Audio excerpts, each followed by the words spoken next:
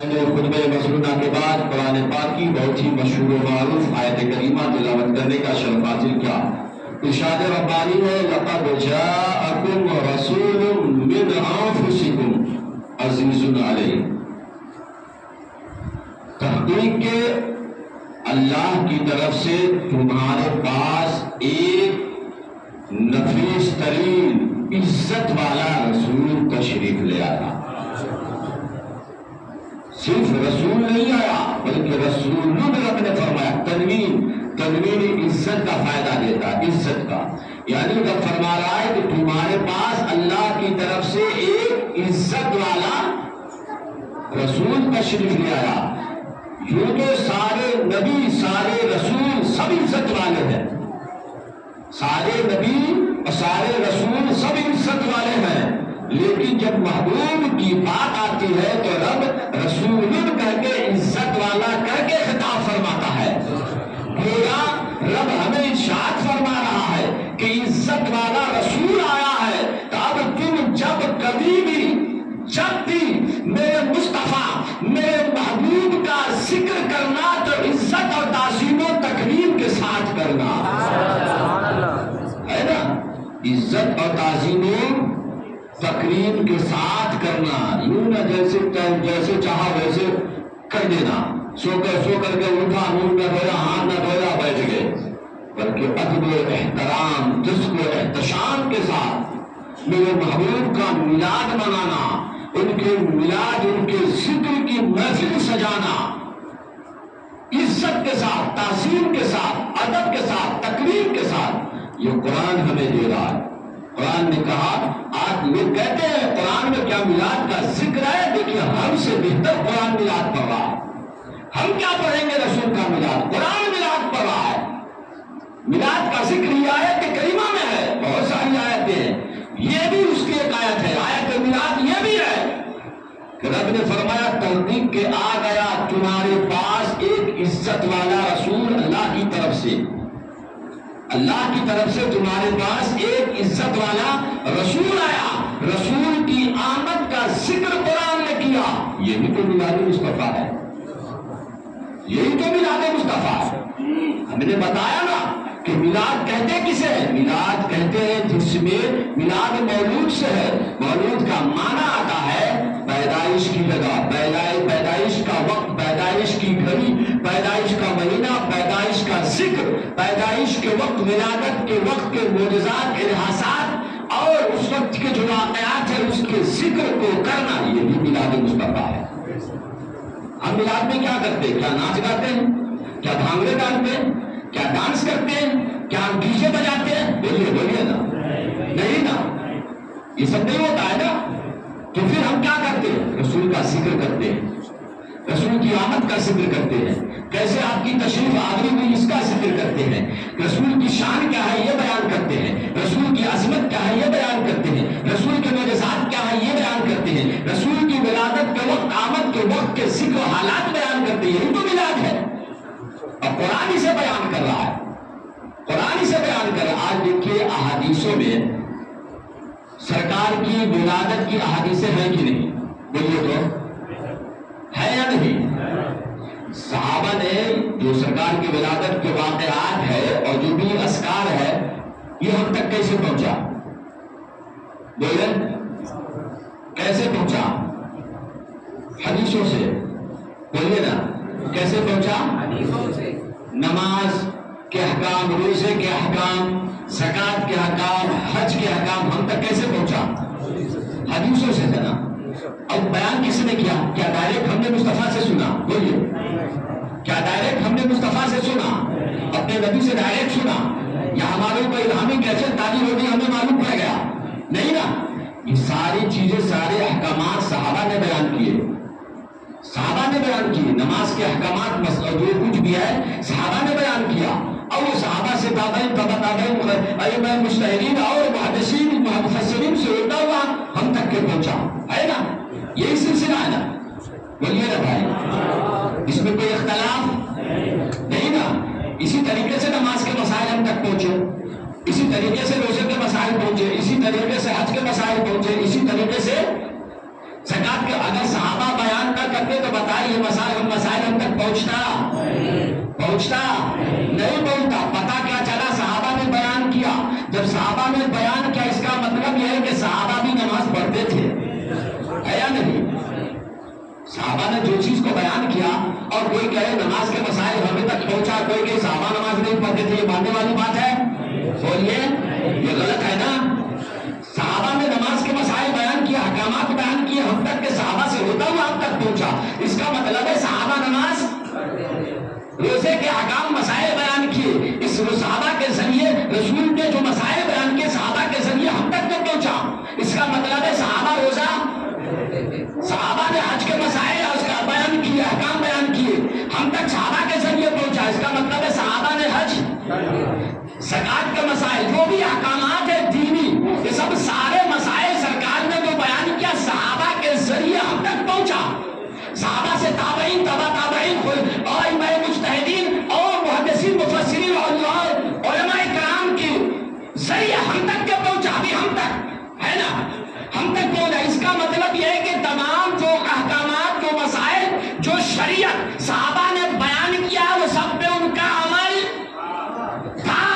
میلاد کی حدیث سے، میلاد کے ذکر یعنی میلاد سے مطلب سرکار کی ولادت کی حدیث سے، سرکار کے آمد کی حدیث سے، سرکار کے ولادت کے معجزات و کمالات اس وقت کے جو بھی اذکار ہے، یہ ذکر ہم تک کے کیسے پہنچا؟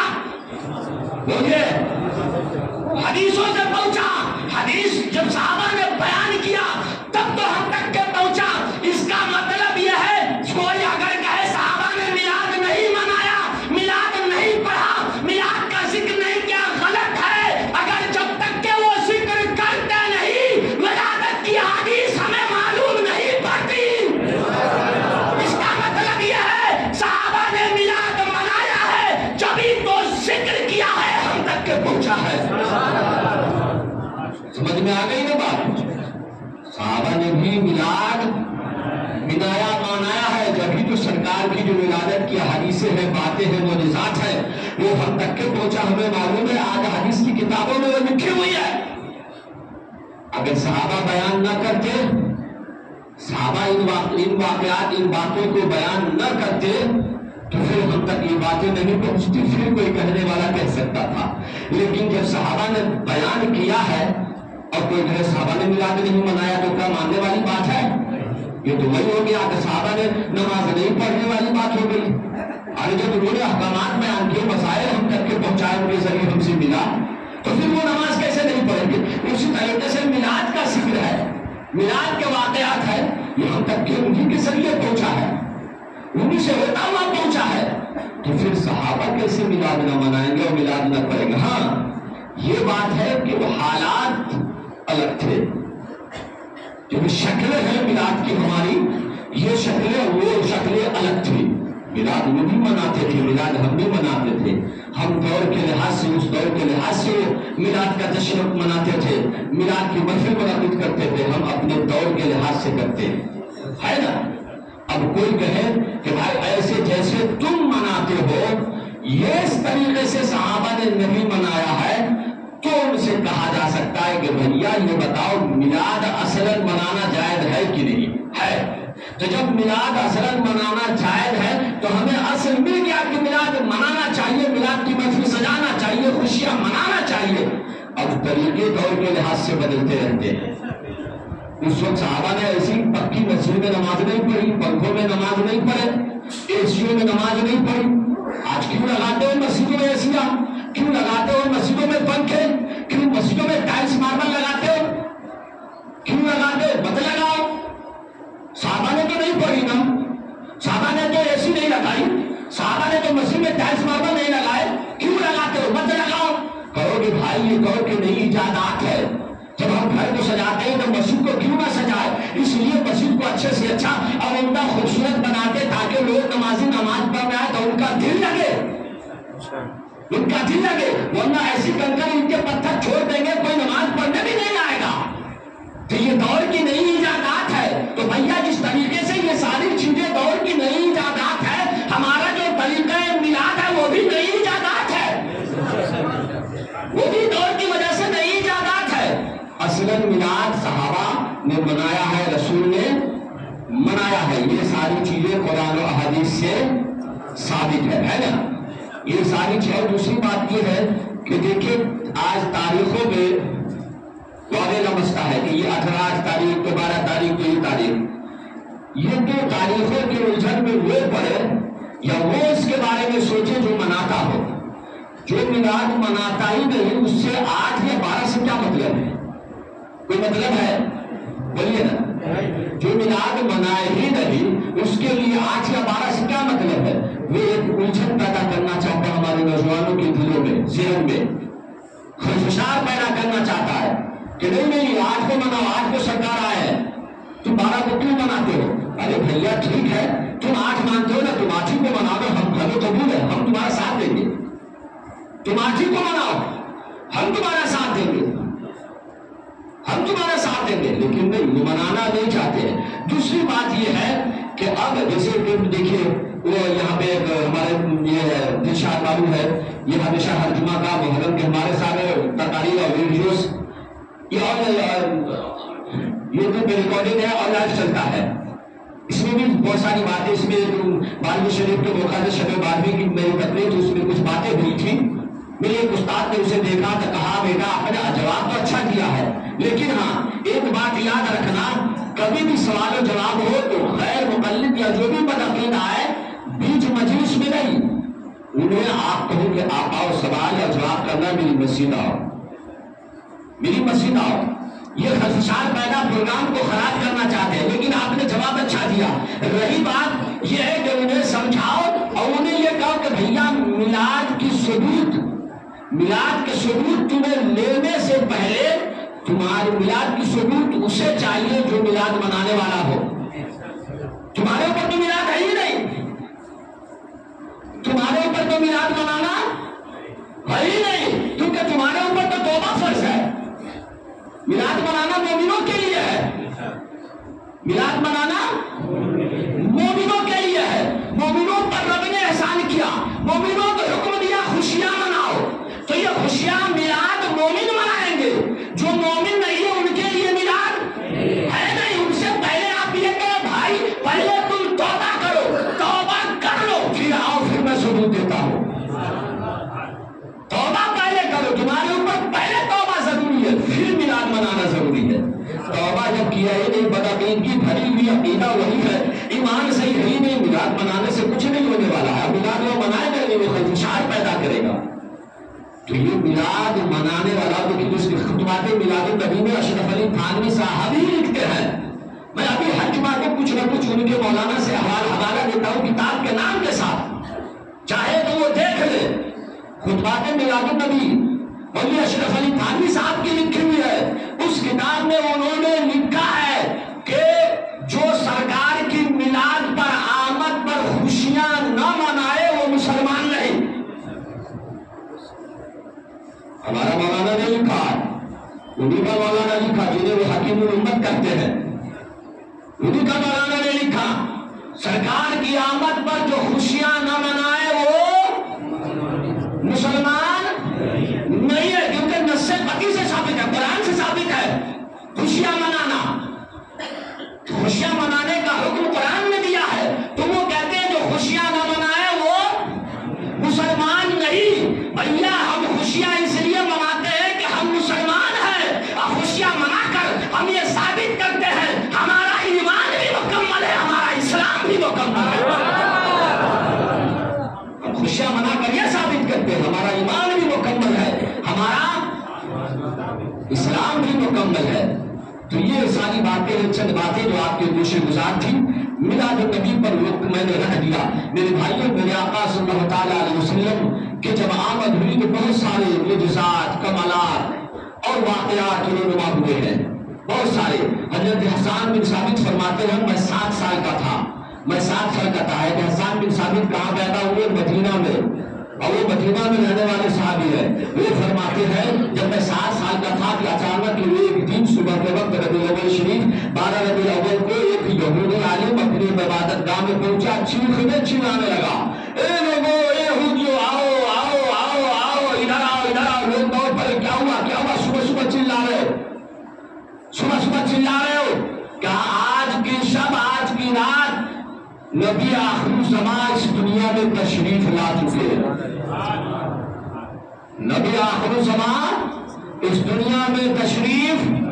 حضرت ام المؤمنین عائشہ صدیقہ فرماتی ہے مکے میں ایک یہودی آیا تھا کسی کام سے کہ اچانک صبح شادی کے وقت شروع ہوئی اور بعد فجر 12 ربیع الاول کو وہ چیخنے چلانے لگا. قریشیوں سے پوچھنے لگا اے قریشیوں یہ بتاؤ تمہارے خاندان میں تمہارے قبیلے میں کوئی بچہ پیدا ہوا ہے؟ کہے کیا بات ہے کیوں چیختا چلاتا ہے؟ ہمارے یہاں تو روز بچہ پیدا ہوتے ہیں. کہا روز پیدا ہوتے ہیں وہ اور ہے, آج جو پیدا ہوا وہ اور ہے.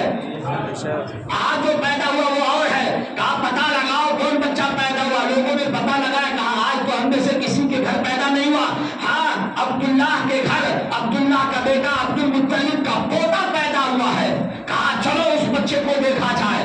جب وہ یہودی قریشیوں کے ساتھ حضرت آمنہ کے گھر پہ دروازے پہ آیا, دستک دی, آواز لگائی. کہا ہاں لڑکا پیدا ہوا. کہا لائیے ان کا دیدار کرائیے. جیسی دیدار کیا یہودی نے کہا ان کی پشت کو دکھاؤ, ان کے کاندھوں کو دکھاؤ. جب کاندھا کو دیکھا, کاندھے پہ ختم نبوت کا مہر دیکھا, دیکھ کر کے بے ہوش ہو کر گر پڑا. بے ہوش ہو کر گر پڑا. ہوش میں آیا, کہنے لگا اے یہودیوں آج تمہارے یہاں سے نبوت ختم ہو چکی اور قریشیوں تمہیں مبارک ہو, تمہارے درمیان نبی آخر الزمان تشریف لا چکے ہیں.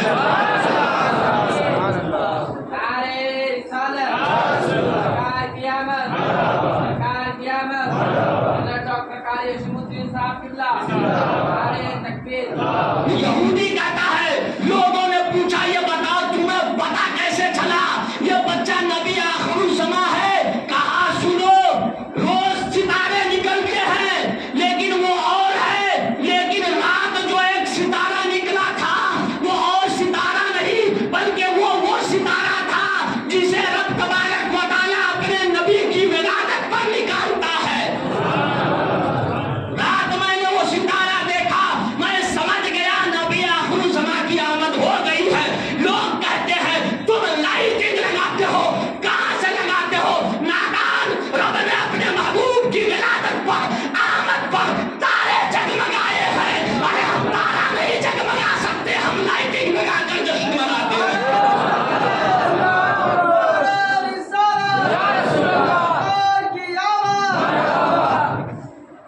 یہ ہے, یہ لائٹنگ اور کمکمے کی بھی دلیل ہے. یہ حضرت عثمان بن عاص وہ فرماتے ہیں کہ ان کی ماں فرماتی ہے کہ جب جس گھڑی سرکار کی ولادت ہوئی اس گھر میں نے دیکھا اپنے گھر سے کہ آسمان کے ستارے آسمان سے چھوڑتے ہوئے زمین کی طرف آ رہے ہیں. اتنے قریب آئے کہ میں خدشہ کرنے لگی کہیں میرے اوپر یہ ستارے گر نہ جائے. پھر کیا دیکھتی ہوں کہ تمام ستارے حضرت عبد المطلب و آمنہ کے گھر کے قریب آ کے جمع ہو گئے ہیں. رب نے اس طریقے سے لائٹنگ کی اپنے محبوب کی آمد پر. ہم یہ بلب لگائے تو کیا لگا ہے نا. یہ ساری ہمارے پاس ہم جو کچھ بھی کرتے ہیں الحمدللہ اس کی دلیلیں ہیں. میں نے گزشتہ جمعہ کہا تھا کہ اگر کسی کو اعتراض ہو, کوئی ناجائز و حرام کہتا ہے وہ دلیل لائے, وہ دلیل لائے. ہمارے پاس ہر چیز کی دلیل ہے, وہ دلیل لائے. اگر وہ نہیں لا سکتا ہے تو اس کے ناجائز اور یہ ناجائز و حرام نہ ہونے کی دلیل ہی یہ سب سے بڑی دلیل جائز ہونے کی ہے. ناجائز ہونے کی دلیل نہیں ہے, اس لیے یہی سب سے بڑی دلیل ہے کہ یہ چیز جائز ہے. باقی دلیل تو ہمارے پاس بہت ہے, بہت ہے نا. تو انشاءاللہ اب یہ مدینہ ہم سے رخصت ہونا چاہ رہا ہے. اب ربیع الغوث غوث پاک کا مدینہ ہمارے اور آپ کے سروں پہ سایہ فگن ہو رہا ہے. 12ویں جا رہا ہے, 11ویں آ رہا ہے نا. سرکار کے لاڈلے بیٹے, چہیتے بیٹے عبد القادر جیلانی کا مہینہ آ رہا ہے. انشاءاللہ سرکار غوث اعظم کی بارگاہ میں بھی ہم 12ویں والے آقا سے اب 11ویں والے آقا کی بارگاہ میں حاضری دیں گے انشاءاللہ. رب کی بارگاہ میں دعا اللہ تبارک و تعالی مسلمانوں کو صراط مستقیم پہ چلنے کی توفیق عطا فرمائے. اور یہ ربیع النور شریف کا مہینہ جو رخصت ہو رہا ہے اس کے فیوز و برکات فیضان سے ہم سبوں کو مالا مال فرمائے, ہمارے قلوب کو منور و مجلہ فرمائے. وآخر دعوانا الحمدللہ رب العالمین. جو حضرات سنت نہیں پڑھے کھڑے ہو کے سنت پڑھ